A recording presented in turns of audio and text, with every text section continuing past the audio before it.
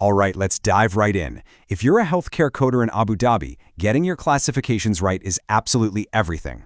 So today we're going to decode the Abu Dhabi Outpatient Classification System, you know it as ADOC, and get you coding with total confidence. Look, whether you're totally new to the game or you're just looking for a quick brush-up, you are in the right place.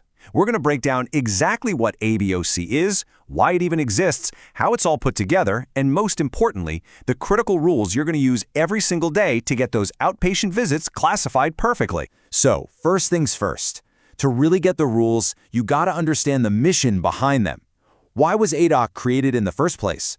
Well, it's all about a massive shift in how we think about healthcare here in Abu Dhabi. We're moving away from that old-school fee-for-service system, where every little thing gets its own bill.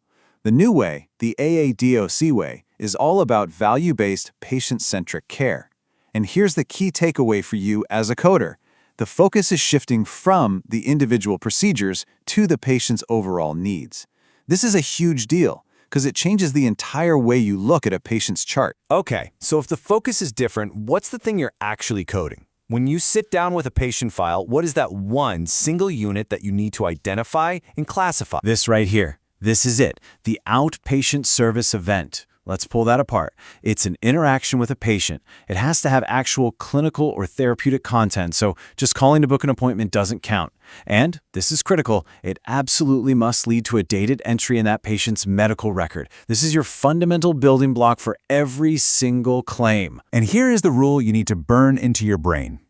One patient, one day, one service event. Now there are a few exceptions, but as a general rule, all the clinical stuff that happens for one patient on one calendar day, it gets bundled into that single service event. It just simplifies the whole story of that day's care into one unit. So, you found your service event. Now, how do you classify it? Think of ADOC as your coding toolkit. It's built on a really logical structure. Let's open it up and see what's inside. You've basically got four main buckets or series to work with. First is the P series. This is for interventional procedures, so think minor surgeries, endoscopies, things like that. Then there's the C series for specialist consultations. That's your standard doctor's visit. Next, the S series is for support services, things like physical therapy or a visit with a dietitian. And finally, the D series covers all the diagnostic services, like X-rays or lab tests. Okay, lean in for this part, because this is the key that will unlock like 90% of your coding questions. What do you do when a single visit has a mix of things? Like a patient gets a consultation and a procedure on the very same day. Which one do you pick? Well, there's a golden rule for that. The whole system is designed around what's called the top-down method. All that means is that there's a clear pecking order, a hierarchy of importance. Some types of services simply outrank others when they happen in the same event. And this is it. The golden rule. You have to know this hierarchy. At the very top, with the highest priority, are the interventional procedures, the P series. They beat everything else. Below that, you have consultations, the C series. Then comes support services, the S series, and C diagnostics, the D series at the bottom. It's really important for data, so you still have to report it, but it never creates a billable event by itself. The logic is simple. P trumps C and C trumps S. That's it. That's the game. Okay, enough with the theory, right? Let's walk through a super common, real-world example to see how this golden rule actually works. This is the kind of thing you're going to see all the time. So here's the situation. A patient comes in to see an ear, nose, and throat specialist.